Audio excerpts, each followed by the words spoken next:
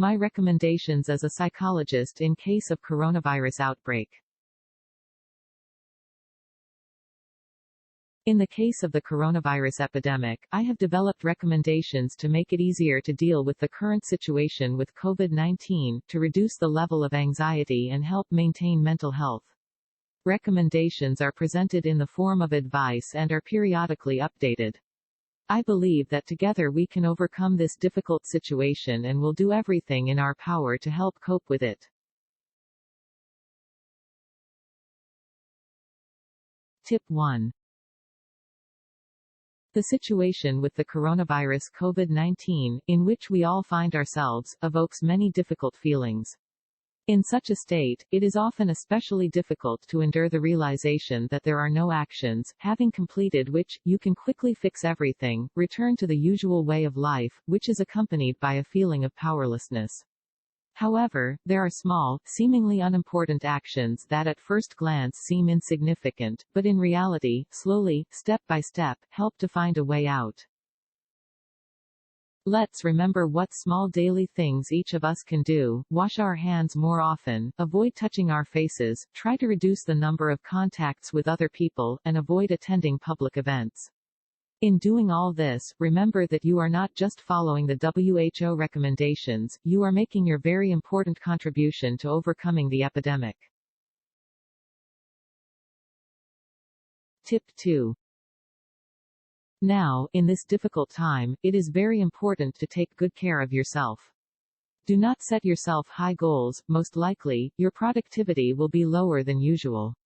And that's okay, as most of your resources are spent on soothing yourself.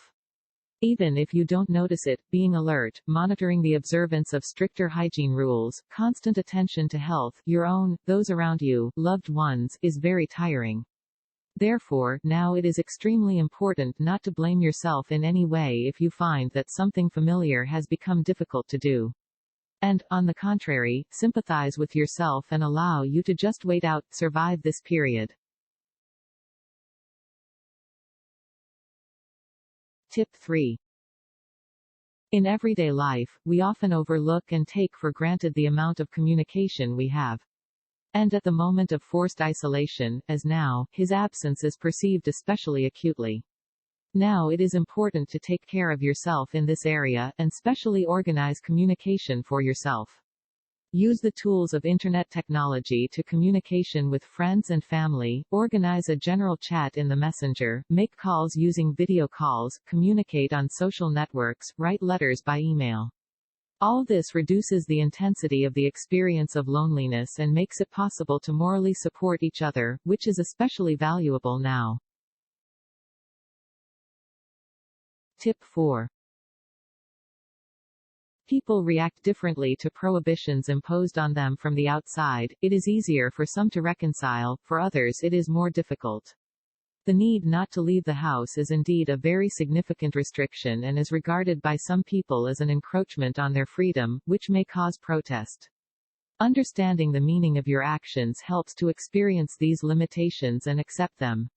You are not just sitting within four walls, you are doing an important thing for all of humanity. You are fighting the pandemic, slowing its spread and helping many people to survive, including your family and friends.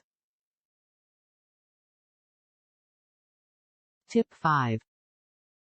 Uncertainty is not easy for most people. In the current situation, it is very important to create certainty and constancy for yourself in what you can control.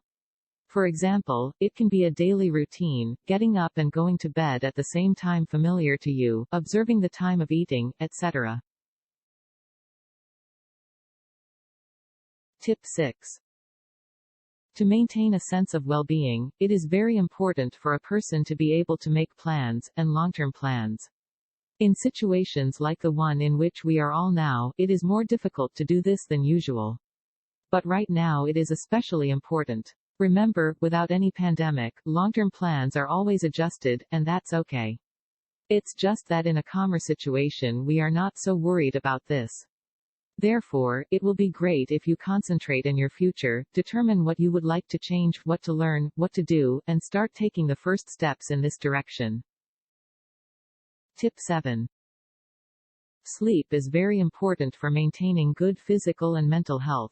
Now, when most of us do not have the opportunity to leave the house somewhere, it is very important to try to improve our sleep. For this, it is very important to adhere to a normal sleep pattern, not allowing yourself to stay up until the morning and sleep until the evening. In the first half of the day, it is worth organizing physical activity for yourself, exercise, workout. Make it a habit to read the news only in the morning. In the evening, do something that is soothing and relaxing. Tip 8. In addition to long-term plans, short-term plans also bring a sense of certainty and support to life. Make plans for the days ahead. Think about when you will call, what you will do. This may include making menus and finding exercises to exercise. Tip 9. It is very difficult to live in a constant sense of readiness to react to danger. Therefore, in the current situation it is very important to make the everyday side of life as pleasant as possible for oneself, to pay more attention to it, to take care of it. Think that of what is now available brings you at least a little joy, a feeling of comfort. It can be a shower, taking a bath, reading your favorite books, watching films that are pleasant and interesting for you, making delicious tea or your favorite dishes. Try to listen specifically to yourself, because what may work for other people will not necessarily affect you the same way. And this is completely normal. Thanks for your attention.